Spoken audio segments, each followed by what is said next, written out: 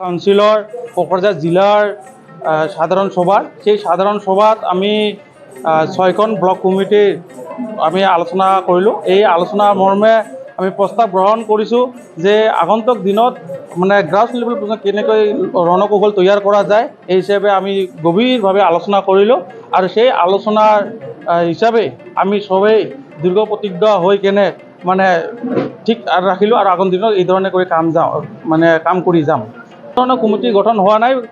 আমাৰ কোকৰাঝাৰ জিলাৰ কাউন্সিলৰ অন্তৰ্গত 6খন ব্লক কাউন্সিল প্ৰতিনিধিবৰ্গৰ লগত আমি মত বিনিময় কৰিলোঁ আৰু আমাৰ মত বিনিময়ৰ মূল বিষয়বস্তু আছিল আমাৰ জীৱন সিংহ ডিএল কোচ ডাঙৰীয়া যি নেকি 32 বছৰীয়া টেগ সেই টেগ যদি 1% ইফাল সিফাল হ'ব নোৱাৰে, লাগিলে আমি মৰিম তথাপিও যাতে 1% টেগ ইফাল হ'ব নোৱাৰে, এইটো আমি দৃঢ় প্ৰতিজ্ঞা হিচাপে লৈ কেনে আগন্তুক দিনত কাম কৰিম বুলি আমি সবাই প্ৰতিজ্ঞাবদ্ধ হ'লোঁ।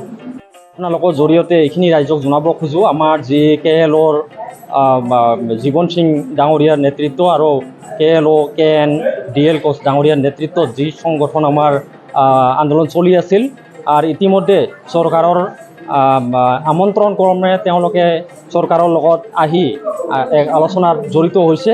আমি ইহঁতক ধন্যবাদ জনাইছোঁ, ৱেলকাম জনাইছোঁ আৰু চৰকাৰকো আমি আহ্বান জনাওঁ যে খুব কম দিনৰ ভিতৰত, কম সময়ৰ ভিতৰত যাতে আমাৰ এই যি সমস্যা KLৰ যি সমস্যা, KLৰ যি দাবী, এই দাবীখিনি যাতে চৰকাৰে মানি লয়।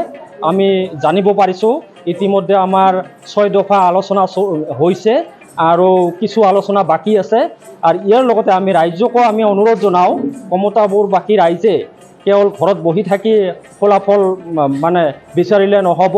আমি এই মুহূৰ্তত আমি KLক সহযোগ কৰিব লাগিব।